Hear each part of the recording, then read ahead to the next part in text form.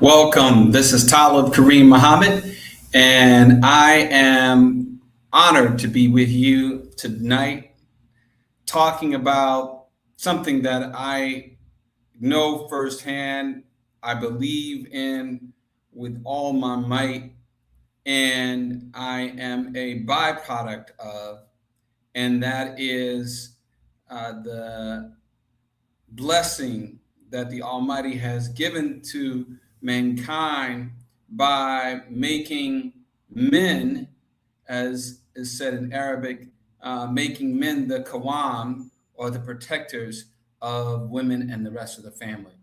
That is set up, designed, architectured, and engineered for a specific reason. But yet, sadly, here in DC, we reject that premise. We reject the idea that men are, particularly black men, and I'm sorry to be racialized, but this is a reality, are needed in our families. And we need to dissect this. We need to understand the backgrounds about this. And we need to understand why and how the algorithms that are being employed are now accelerating and exacerbating this. And we have with us someone who knows this firsthand, who's spoken about it, who's a leader in this space, and that is none other than one of my former schoolmates from the United States Air Force Academy, who went on to do extremely great work in the United States Air Force as an officer, colonel, and now is a coach, not only supporting people like myself, but those around the country. That is none other than Colonel Emille Bryant. Welcome, Colonel Bryant. How are you doing? Let us give you your proper applause. How are you doing? Another applause. Another applause. How are you doing there? Brother, I'm fine. Thank you very much. Just a small correction. I know you just made a minor typo, Lieutenant Colonel. I don't want anybody to think that I'm stealing somebody's valor that wasn't earned. Well, from my understanding about what protocol, Colonel and Lieutenant Colonel, you can get away without distinguishing the actual, qualifier to that colonel.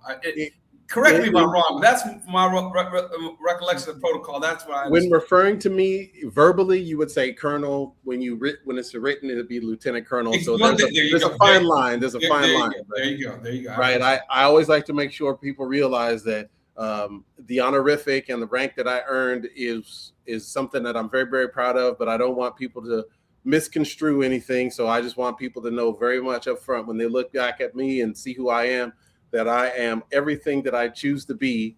And Lieutenant Colonel is just one of the many things that define me. I won't ever say that that's the last thing that I was. It's just one of many titles that every father should aspire to have. We should be men of great character and great accomplishment, as well as great tenderness. And one of the things that we should do is look for the many different ways people can see us, because we should not be stuck in one perspective. We should be able to be father, husband, man, warrior, king, prince, uncle, mentor, gentleman, right? We need to be someone who's able to express emotion, someone who's able to handle the crisis. And for some of us, it's all right if we take the title of somebody who cries, somebody who falls apart, because all of those things are part of the broad experience that fathers should be bringing to their children and their families, so that we can say that we are present in every instance. Well, brother, I'm going to first of all say how grateful I am to the Almighty for blessing us to be able to even have this conversation, first and foremost. Second of all, brother, it is no mistake that we are together today with you, because do you know that the first lieutenant colonel that I ever met, his name was Lieutenant Colonel Bryant. Lieutenant Colonel Bryant actually, Really? actually, as I remember, there was Lieutenant Colonel Bryant actually first he started as a Major Bryant, then he became Lieutenant Colonel Bryant at the Air Force Academy. I don't know if you remember him. He used to work in the counseling center. No, I do not. No, sir. Absolutely. And I really want you to know how grateful I am, brother, for you to be with us today. And I want you to kind of start as we discuss this issue of fatherhood. We plan to, of course, look at some of the people who have laid down the foundation. And I think it's probably best that we pull these people on the stage right now. And that is none other than my own father, Dr. Talib Karim Muhammad, who is pictured here to the left, who was a soldier in himself. Actually, he was an airman first class in the United States Air Force and a pilot as well. And he was also a freedom fighter who joined the movement to end voting discrimination as a member of the Student Nonviolent Coordinating Committee. He, along with his classmate, who is to the other side of me, and that is none other than the legendary mayor of Washington, D.C., Mayor Marion Barry. And he and my father graduated from Booker T. Washington High School in Memphis, Tennessee, and went on to do illustrious work in the Student Nonviolent Coordinating Committee. My father went on to become a member of the Black Panther Party, and then he also worked for a kind of a Black Panther Party type of organization called the Invaders, who were the security to Dr. King the night before his assassination.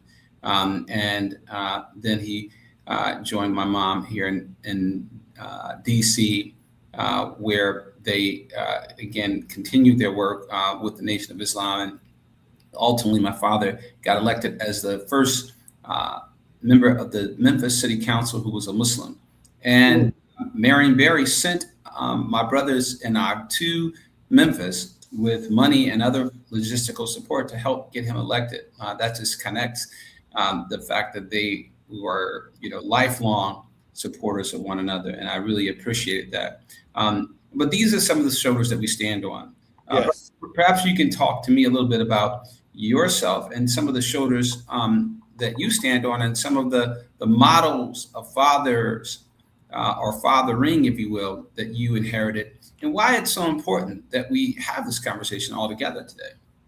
So this is a beautiful question. Thank you for asking it. And this is something that I think when we think about fatherhood, we really got to ask the question, who are the men that assumed the role of leadership, the role of example, the role of a caretaker in our life? And I mean that in the most gentle and loving way possible, because what we don't do enough of is just honor those individuals who have that space in our life and the time that we share on this planet.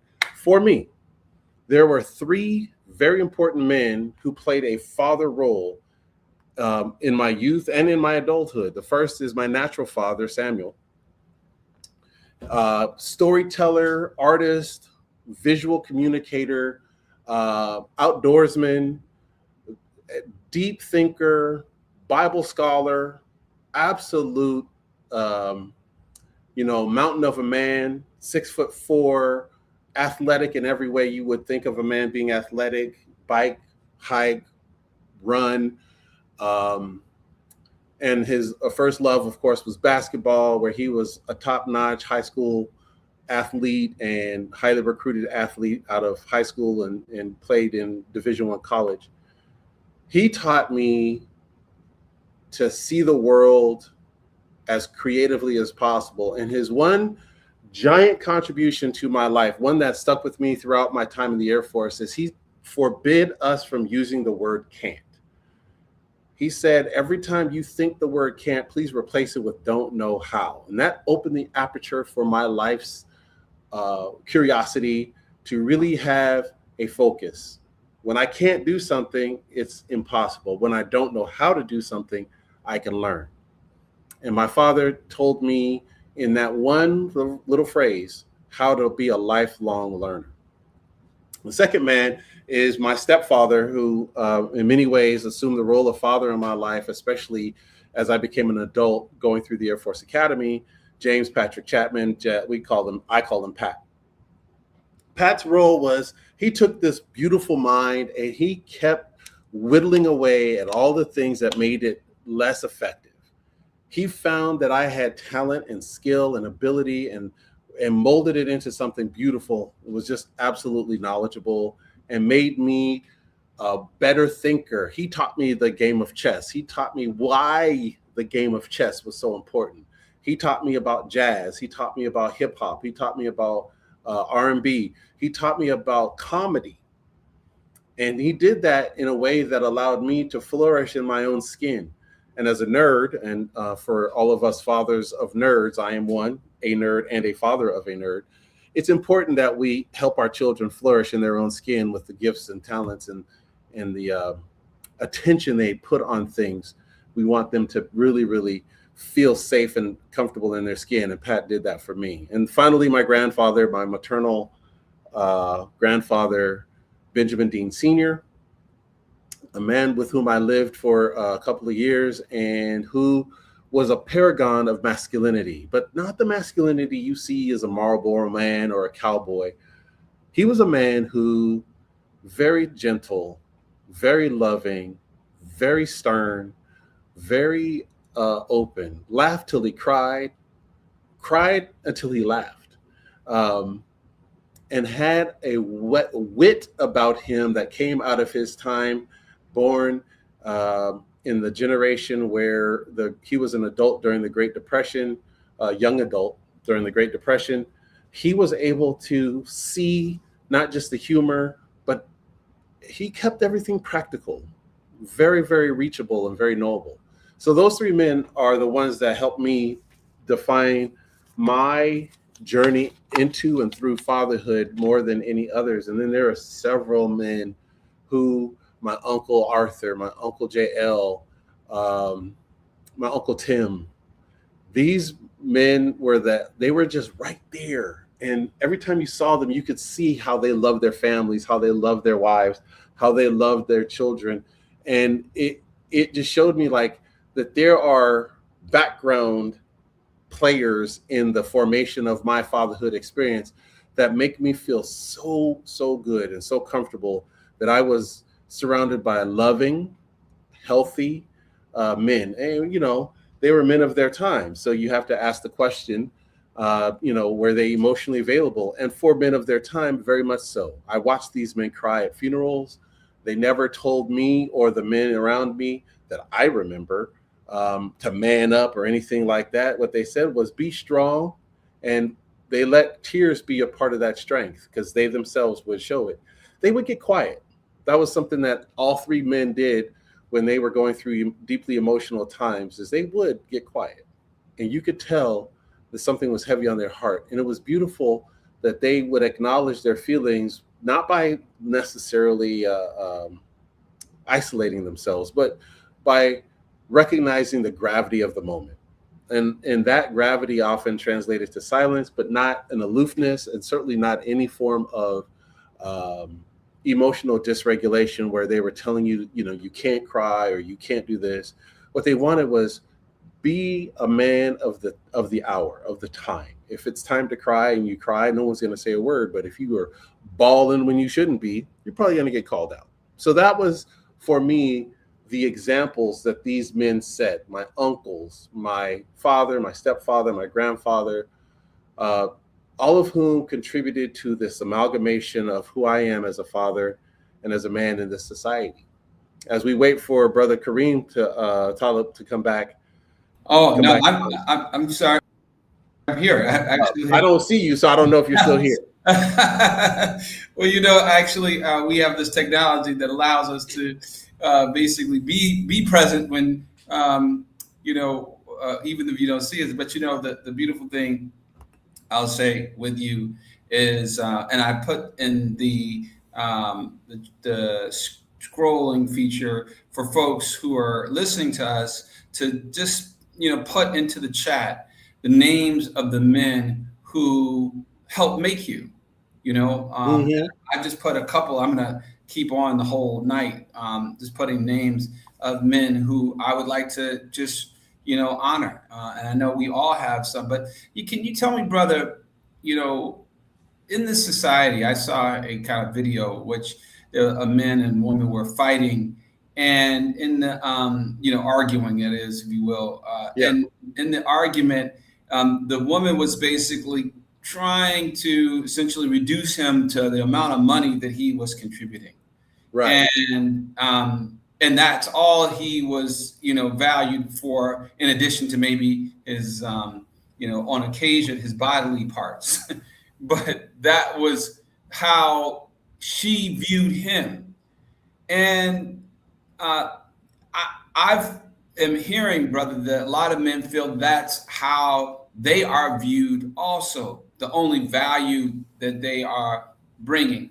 And as a result, for example, when the mothers with whom they have children and themselves break up, um, there's no effort to continue that man's role in his children's life other than money at that point, because the physical intimacy is over. So then, therefore, the only thing that's left is money. And if you're not able or contributing what they feel you should be contributing, then they denigrate you, and then your child grows up resenting you Yeah. because they inherit resentment from their mother.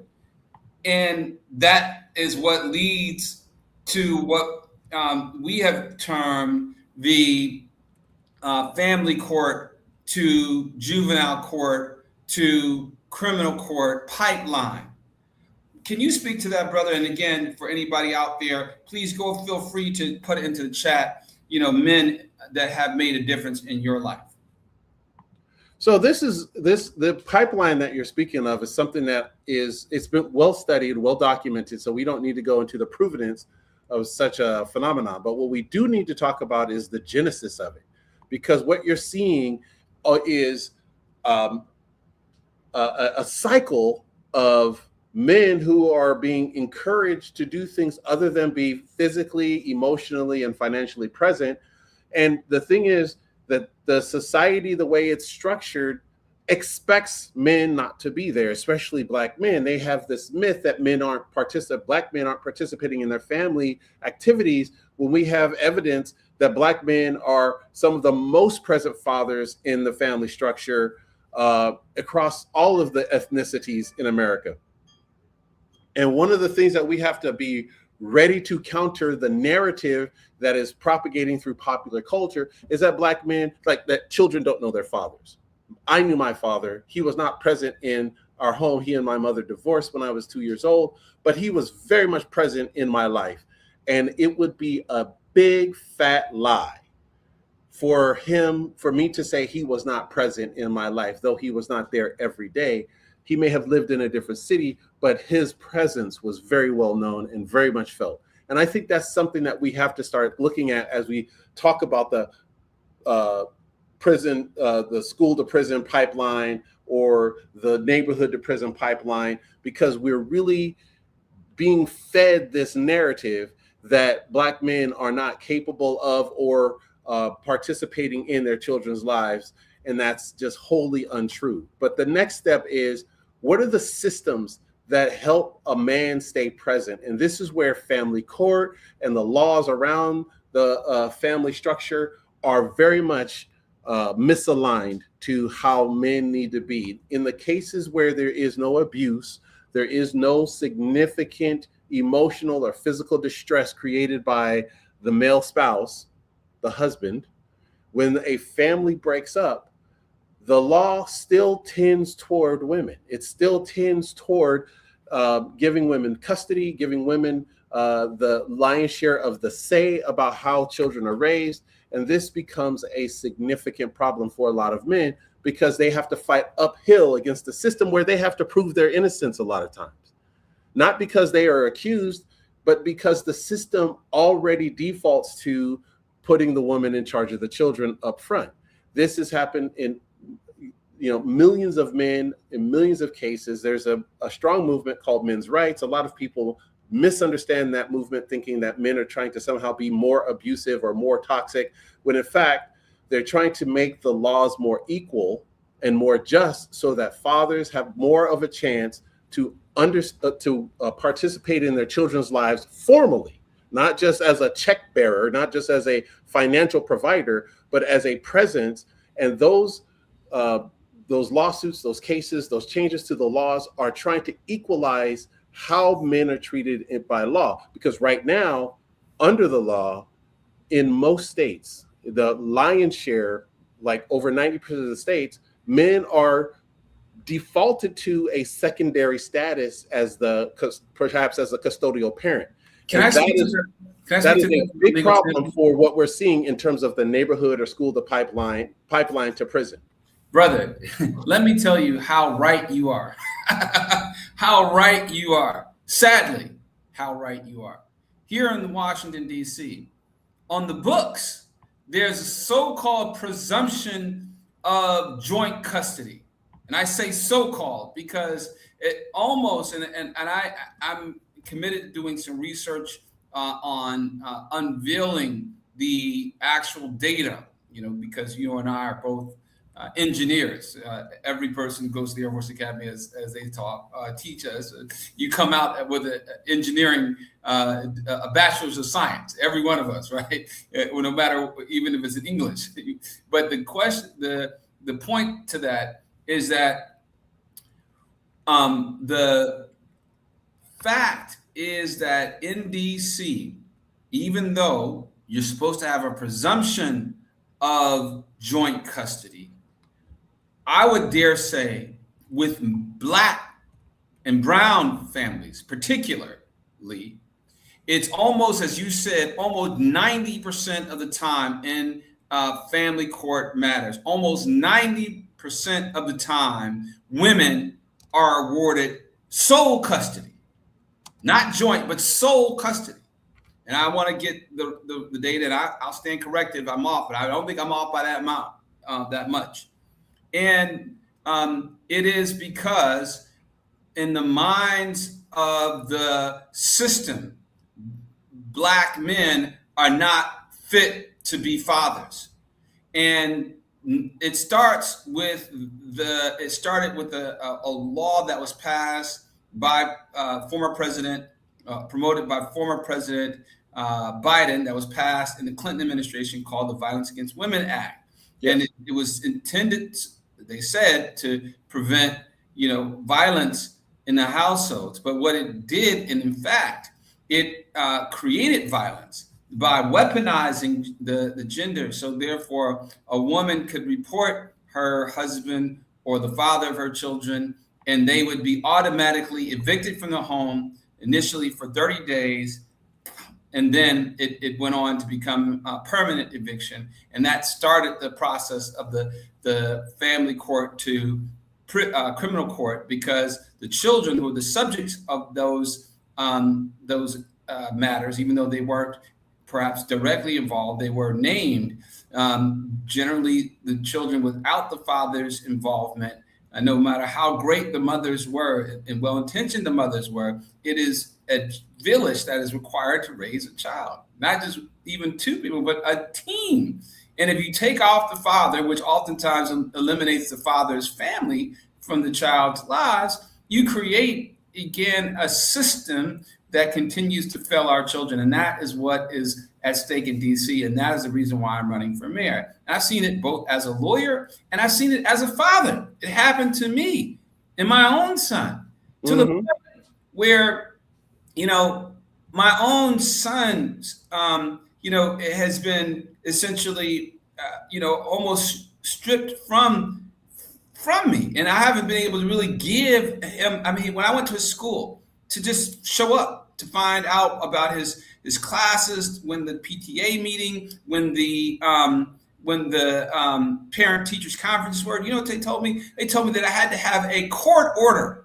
I had to have a court order in order to get that information. And then there, again, just weeks ago was a shooting at his school right before he graduated. One of his classmates got killed. And there were about 10 to 15 boys who ran from the scene, and most of them went to that school too. And my question is how many boys' fathers were told the same thing that I was told that were amongst that group, and are we not basically manufacturing the outcomes that we're seeing? Brother, can you speak?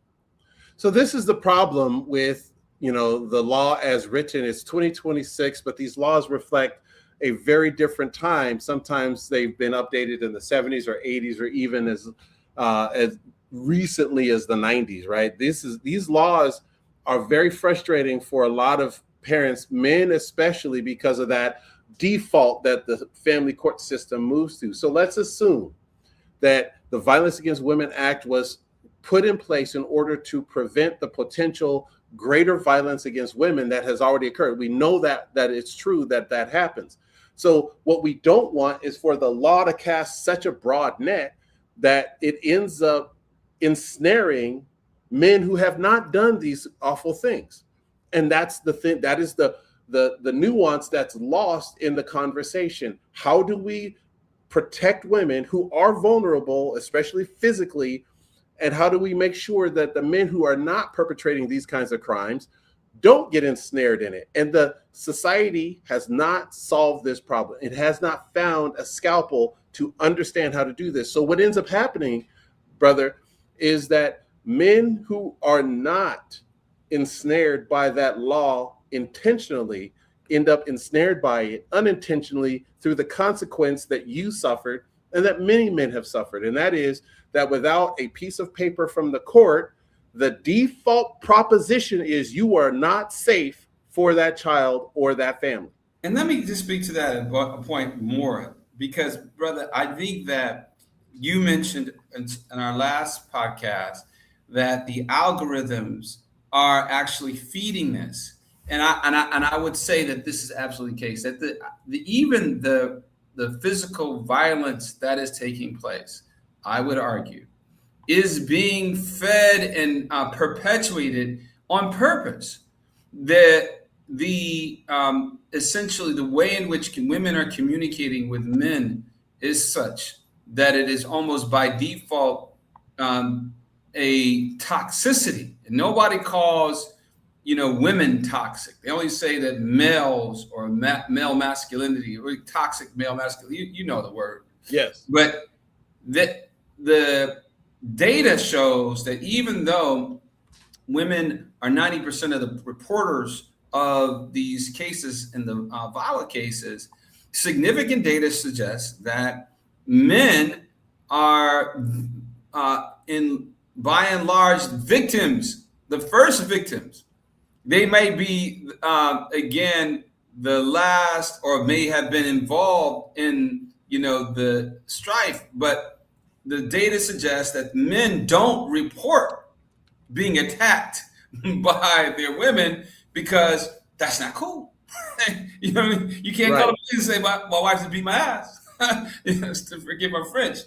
But that's the idea, is that that the algorithms are sending messages both to men and women to create this almost daily combat where they're, in mental combat with one another, emotional combat with one another, that then escalates to physical combat with one another.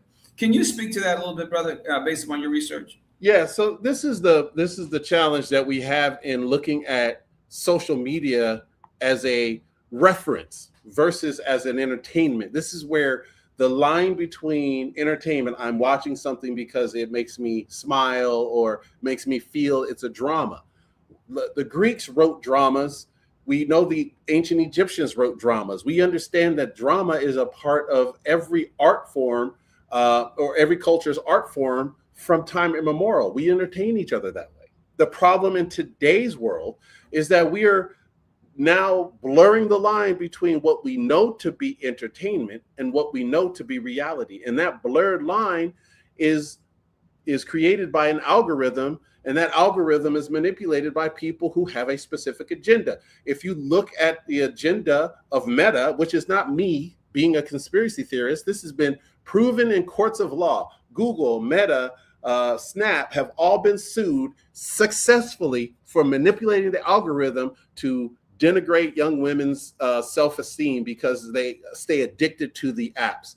They denigrate the body image or the self-image of young people, not just women, but men too, and get them to do things. And you have people who are called influencers, whose job is to set trends and to share the message. And what they end up doing is they end up feeding into this algorithm, which rewards them with more and more opportunities for clicks, likes, shares, and then money if they're monetized on these platforms like Meta, Facebook, WhatsApp, Facebook, Instagram, or Snapchat, or TikTok. And so these algorithms, which are created by human beings, but they are self-learning algorithms. So all you have to do is feed it an intention. Well, what we saw with Meta is they were feeding the intention of strife, where they were feeding the intention of violence. They were feeding the intention of societal clashes. So when you start looking at how those algorithms are performing, you see them glorifying certain influencers, glorifying certain types of behaviors online. So you'll see your feed begins to get more and more controversial because anger, because rage keeps you locked into the cycle of watching, and that's how they get their advertising dollars up. I say all that because we have to understand that there's an automated process whereby we're being systematically fed illusions about our society. And those illusions become reality, and that reality is harming especially a lot of men who would be good fathers if they weren't facing the kind of frustration and uphill battle that these algorithms are. These algorithms affect the men themselves, they affect the perception of the men, and they affect the people who are the women and children who are also being impacted by this toxic masculinity. So now you get video after video of men behaving badly, and they smash together two words that I don't believe belong together. This is me on my own. There's a lot of research that you can look up in terms of sociology, but toxic plus masculinity allows for that phrase to be said quietly in the mind, even if the word toxic isn't present. So then masculinity itself is toxic. And what we want to do is get many more men able to redefine masculinity in a healthy way. But these algorithms and the way that they are propagating the kinds of cultural violence that we see over and over again that have been proven in these courts is that masculinity is being attached to toxicity over and over again. You're seeing fights, you're seeing yelling, you're seeing snappy comebacks, not witty, but snappy in terms of the potential for things to go wrong. Those are all things that are contributing to this mindset that harms fathers who are trying to do the right thing by their families. There's this harming children who need fathers in their life. It's harming the women who should be craving that male presence in their children's lives, even if they're not married to their children's father. They should still crave the effect of that man's presence in their children's lives, especially when there's no history of violence, no history of abuse, no history of any sort of negative or criminal behavior. You really have to ask, why is it so hard for men in the popular culture to establish their credibility and their healthy presence in their families' lives, and especially their children's lives? You know, brother, I really want to say how I appreciate that. And I think that we, should I say, need to even go beyond the default and say, okay, well, men who have no history of violence, are able to be involved in their children, but men who have history of violence do not need to be involved in their children. I was talking to a woman earlier today, and she was saying that every man, every man has a value, some value to their child, and like every mother has some value. Now, as a society and as family members, we need to determine, like, at what point do we step in and protect the child from adverse behavior in Absolutely. arms. And there are ways for us to do that. Exactly. And that's where the courts have a proper intervention where we can see that formality. I will never say that a man cannot play a role, but if they are redeemable, rehabilitable, if they are able to present a healthy picture to their children, there's no way that they should not have a role. It doesn't have to be a primary role, but there's no way they should not have a role in their children's lives. Exactly. And that is the thing that I think we are talking about here in DC. What we want to do, we want to change the status quo, which is not going to be changed under the current direction of the billionaire-funded candidate who just won the Democratic primary, because they are, in fact, authors of some of this, insanity about, roles of men, particularly Black men. And it's amazing how, when you go out and you talk to people, and again, I believe that, in fact, Caucasians and Black people, we are all being played by the wealthy elite. However, when we go out to talk to people about our campaign, it's interesting to see how the 30 to 50-year-old Caucasians respond to me versus the Black people, and it's almost kind of like they don't even want to hear out what I have to say, because, they are already bought and locked in on a mindset, and that it's strange to me, because most of the people are not even, historically from DC. So you would, think that people who are not from DC would benefit from getting some information about someone who's been in DC in the trenches for as long as I am, but it's strange to see how totally turned off, or how much they reject me sharing with them information that is the truth. They don't want to hear it at all, because they're bought in. It's almost kind of like a cult. And that's very crazy, brother. But how do we, and I guess I'm bringing that up to say, how do we break that, mindset? How do we, deconstruct this cult or cultish behavior, if you will, by people who would be benefited by the programs that we have to offer, by the policy changes that we have to offer? Because, again, they're, before Trump came, they were being carjacked, they were being, vandalized, they were being killed, shot, stabbed, mugged on a daily basis, just like we were, and now they want to basically pretend that we don't have a problem, when obviously we do. How do we deconstruct that, brother? So there's this element of challenge to all of this that we're really going to have to focus on. And that is that the rising tide of social media really is beginning to overwhelm the traditional sources of knowledge, right? So the traditional sources of knowledge were family time. We are now seeing people more isolated because of social media. That is, they are physically not present in spaces like when I was talking about my uncles. Just the way my uncles sort of in the background of any family gathering, the way they interacted with each other was part of my training, was part of my way of understanding. So that's been removed. We have family structures that have been broken, fractured even further. So now not only is the extended family not together, but when the immediate family is together, they're not fully present because of social media. So now we don't have more of that ambient learning that's going on, where a man and a woman, or a father and a mother, or father, or a mother and a mother are interacting physically. They're talking to one another. They're having a conversation about the issues of the day. those kinds of things. Kids are more in their rooms, more isolated, playing games or on social media. So now we have fewer opportunities to break that.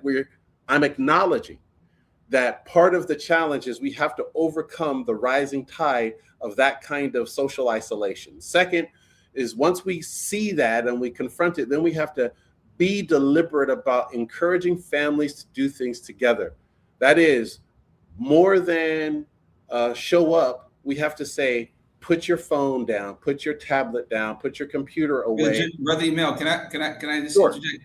So again, I guess I'm looking for the answer to the question of not just so much the interfamily dynamic, but the interracial dynamic, about how specifically, how do we connect with some of these voters who are new to DC? Sure.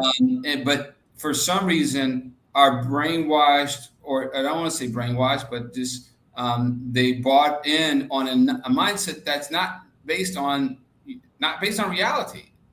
It's not based upon the facts, but it's a group of them.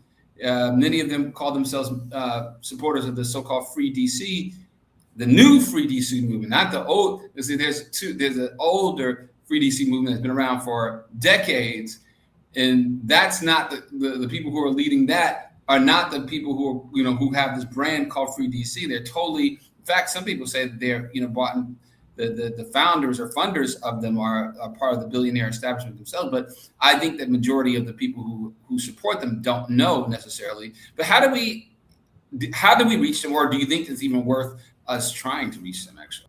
So this is something that I think a politician who's already in office would probably be better positioned, because this is one of those where if you come to DC with a preconceived notion, you as a candidate necessarily, I think, is going to have a bit of a harder time trying to tell them what they need to know to be successful in DC, because they have been brought to DC by some external force that already exists. And they come here and then they begin to see that the ground truth is a little bit different than the propaganda that they were teaching. So your job as a candidate, in my opinion, to reach those people is to be steady on message about what the truth of DC really is. You see it as a candidate. You will walk the streets, you knock on doors, you're in small businesses around the district. You understand what that means. So as you present DC over and over again as a candidate, that's the DC they need to pay attention to, because that's the DC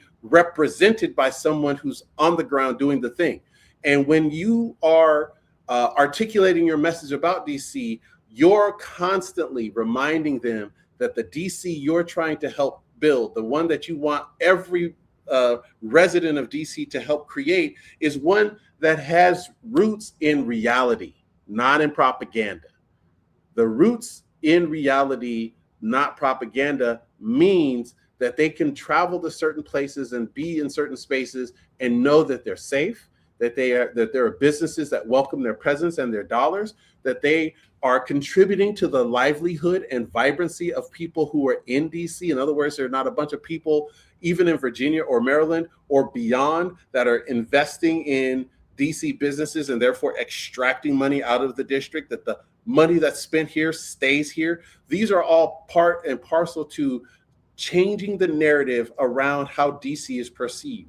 You can talk about, like right now, the reflecting pool is the big deal, right? And so what people equate a lot of times with DC is all the politics, the national politics, what's going on in Congress or the White House. But then there's the actual DC, the neighborhood where go-go music over on U Street or on Florida Avenue is always going on, especially during the summer, and you can just spontaneously break out and dance. And that's one of the most joyful corners in all of the district. You have to be able to walk around the campus of Howard and see all of the places where the great fraternities and sororities of the Divine Nine were established. You need to be able to walk down Florida Avenue and enjoy places like the Florida Avenue Grill. There are things about DC that will absolutely shatter the myth if people experience them for themselves. And I think you as a candidate, because of the way you're campaigning, which is at the grassroots level, have a unique opportunity to present that as a message to people who are not familiar with DC. And then if you are installed as mayor, when you are installed as mayor, begin to share that message in the absolutely important messaging that goes out well beyond the district. So we have a twofold challenge here that I think we can overcome. One is by being the candidate that represents the DC that people don't see, the DC beyond the pale, beyond the curtain, beyond the politics that are on CNN and Fox News. And then when you are installed as mayor, use that same voice to share DC with the world. So when people come here, not just as tourists, not just as people who are drawn by opportunity, but people who absolutely are intrigued. I didn't know DC was like that, because that's what it took for me. And when I lived in Southwest DC and I started walking around Southwest DC every day, it was back in 2010, 2011, I found a DC that wasn't on the radio, that wasn't on the internet. I found the DC that wasn't, I walked every single sector of DC, all 4 quadrants, neighborhood after neighborhood. I literally walked. I would oftentimes, for a workout, take the metro to a stop 4 or 5 miles away from my home and then walk back. And I did that in Anacostia. I did that in DuPont Circle. I did that all the way around DC, learning my city, learning my space. And someone like you does that consistently and knocks doors and does that to be for your campaign. As mayor, you will have a unique voice to be able to articulate to the world at large. DC ain't what you thought it was. There's a whole slew of neighborhoods where real people are doing real things and having great lives that you'd never hear about. And that counters the propaganda, that counters the cultish narrative that DC is not for everyone. Well, brother, I really appreciate this. And I know that we're getting ready to kind of wrap up in a minute or so. But I do really appreciate what you're saying in the challenge, because we are actually doing that. We plan to go and knock on every 365,000 homes, the doors of every 365,000 homes in DC. And hopefully not just once, but 3 times. And we would encourage anybody who would like to join us to start the journey of being a member of the T-Hive by buying a T-shirt. The link is right there at the bottom, and definitely be in the chat. Buy a T-shirt and then join the T-Hive,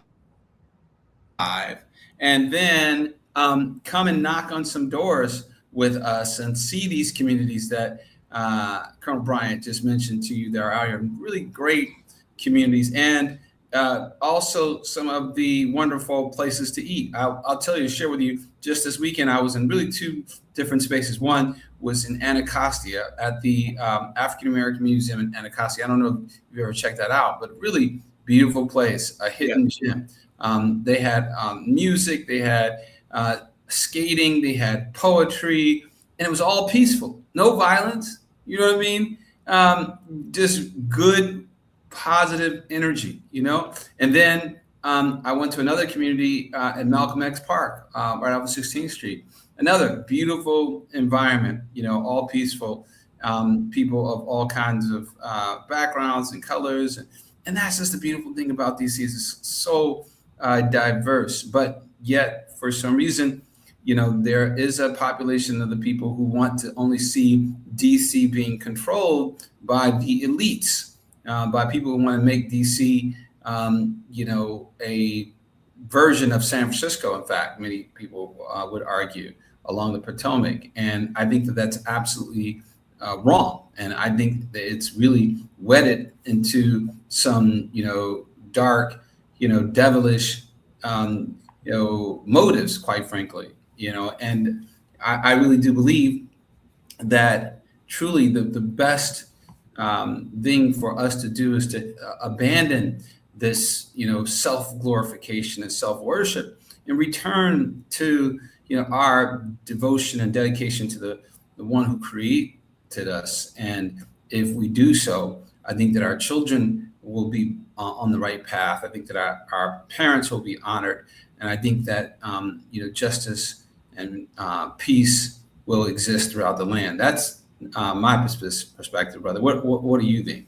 So this is where I am going to ask people who are trying to change the narrative to go back to the roots of what makes them feel safe.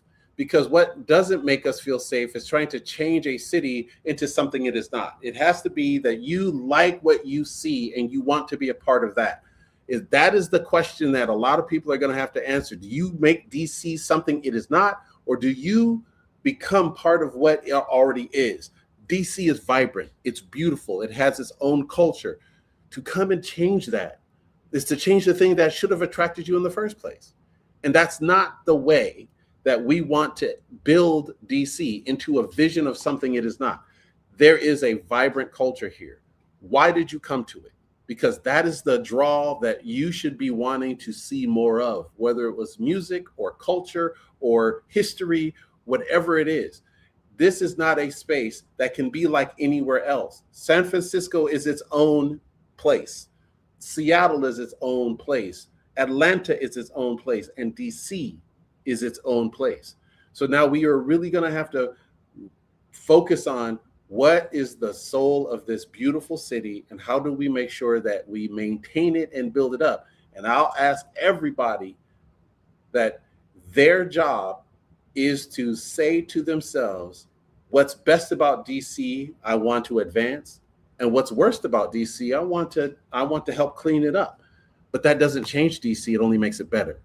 And that's where every individual has a responsibility, not an agenda, but a responsibility to ask and answer, what makes me love this place and how do I contribute to it being the best it can be? And any other motivator is going to find resistance because the people of DC have a strong and beautiful culture they want to persist throughout time. I want to bring on the story of the young man who I keep mentioning in a lot of our conversations and hear from his father, because a lot of time we don't think that, again, fathers matter. And I think that we've been talking about that this isn't correct. It's a false narrative. So let's hear from this young man's father and respond to that story. I'll share that with you right now.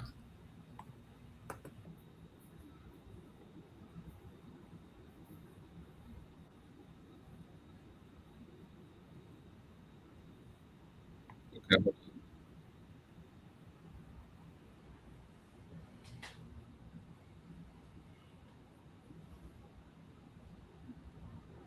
Yeah. Okay. Let's see. Are you guys able to hear that? I'm not seeing anything right now. Let's see. Okay. Try this again.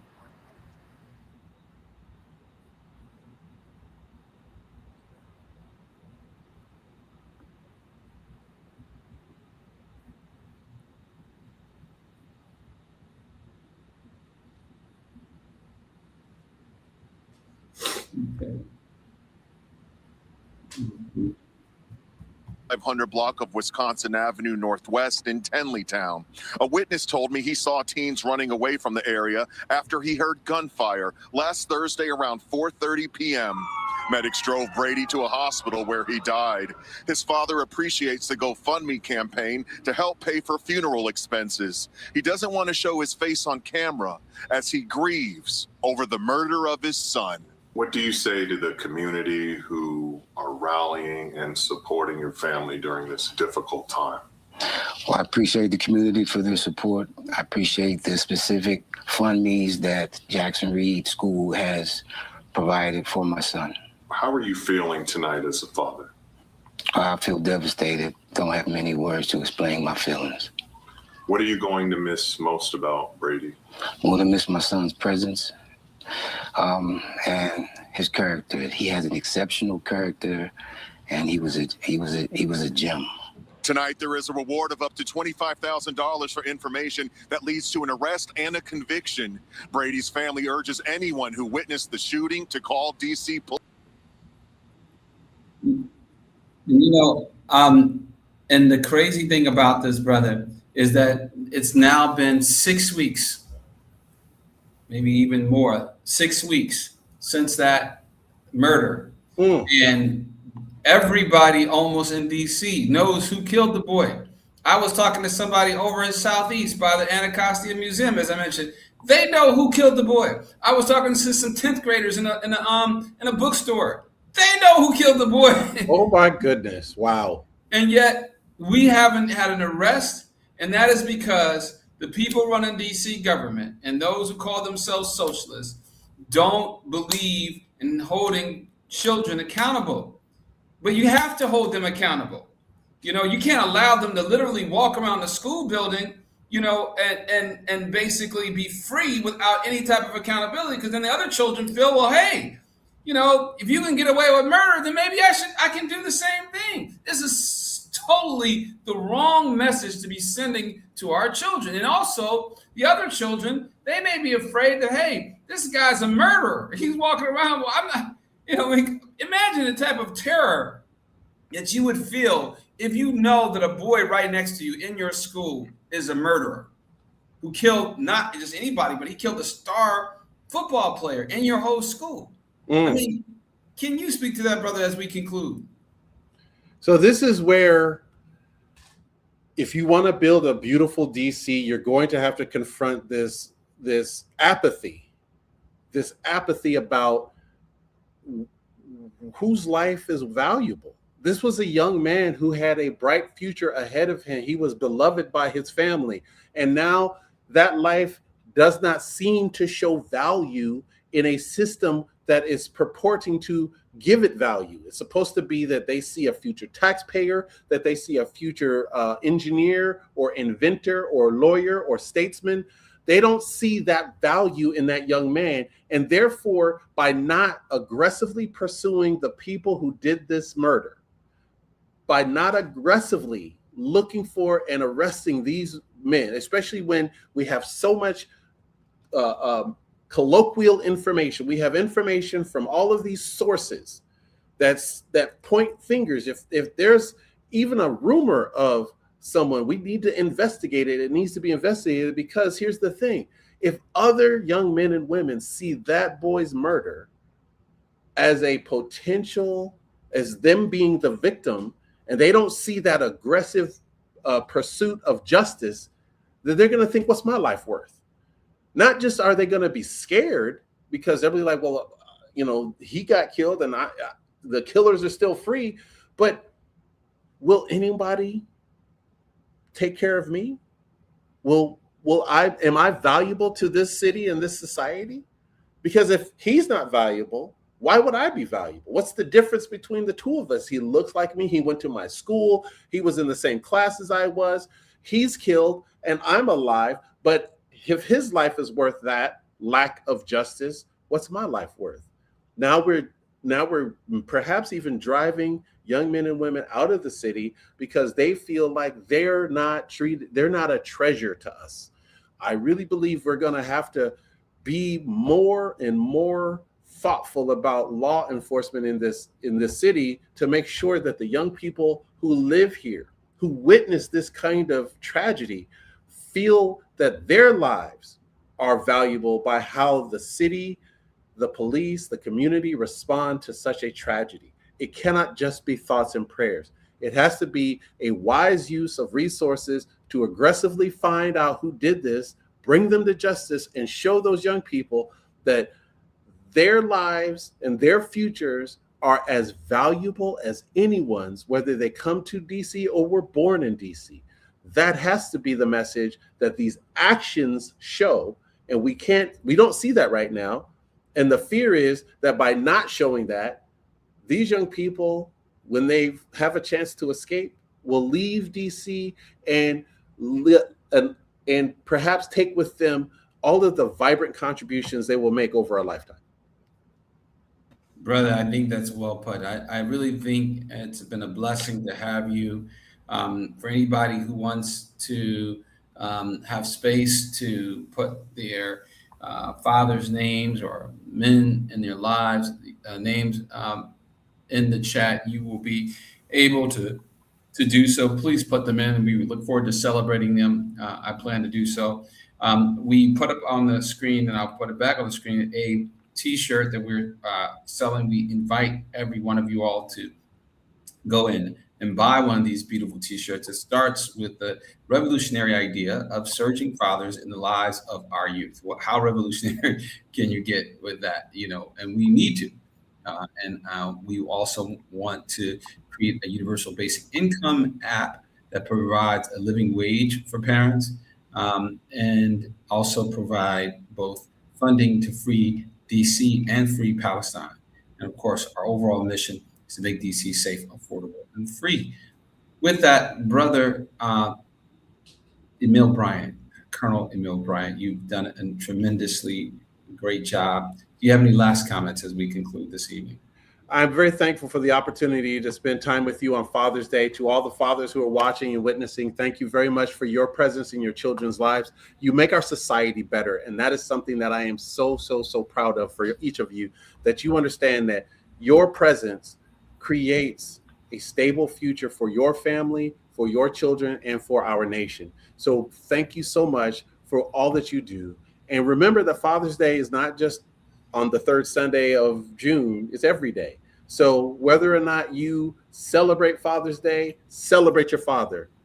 Give him a call, tell him you love him, and let him know, hey, you did a good job. I can fix my own plumbing. I can fix my own hair. I can fix my own glasses. I can fix my own meal. Tell your father you love him. And to all you fathers, know you are loved. And brother, I also want to say a special message to the women out there. Sisters, we love you. We do love you. And I want you to realize that the men who Allah put in your life, for whatever reason, nothing happens by a mistake. So a man was placed in your life for whatever length of time that was. And if you all, through that relationship, a child was created, know that you have a responsibility to help facilitate a positive relationship between that child and that child's father, period. No matter what you have gone through, no matter what hurt that you have experienced, please, sisters, don't disassociate or allow your child to disassociate him or herself from their father. It is so destructive, especially down the road. I've seen it over and over again, and particularly with our daughters. Women, oftentimes, again, you communicate to the daughters that the fathers are not valuable because they're not giving them type of money you want them to give. And so then the daughters feel that their fathers are not valuable. And then they grow up with a mindset that men who look like their fathers are not valuable. And it creates, all kinds of unintended and unperceived consequences. And I'm just saying this to you, sisters, please let us make a commitment. Let us, in fact, reestablish almost like they call it in Arabic a jihad. Let us pursue this almost like as a calling, a war to end the divisiveness, to end the combat, end this AI generated friction between men and women, fathers and mothers, husbands and wives. That is what we plan to achieve by getting elected as mayor. We want to make DC safe by surging fathers and surging positive relationships between the husbands and wives and between the mothers and fathers.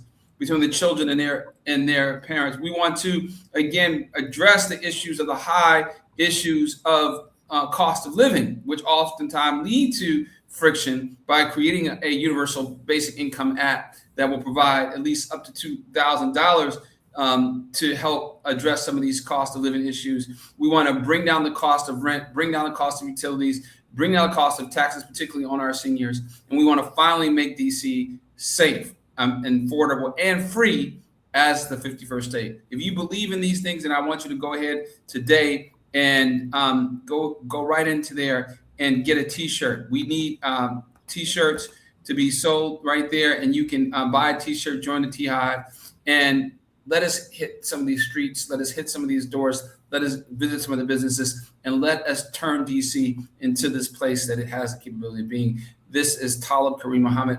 Our goal is to, again, end this, devotion to material objects and money and social media accounts, and return to the days we are devoted to the one who created us all, and the days in which we honor and respect our parents, the days in which we are more focused on where we will be, for eternity, than where we will be, in terms of our vacations or other types of things that we aspire. These are the things that we are communicating, and these are the things we invite you to join us to build this movement as we seek to become the first independent mayor of Washington, D.C. This is Talib Karim Muhammad with Colonel Emille Bryant, and we appreciate you joining us. Let us make DC safe, affordable, and free. Peace and blessings, everybody.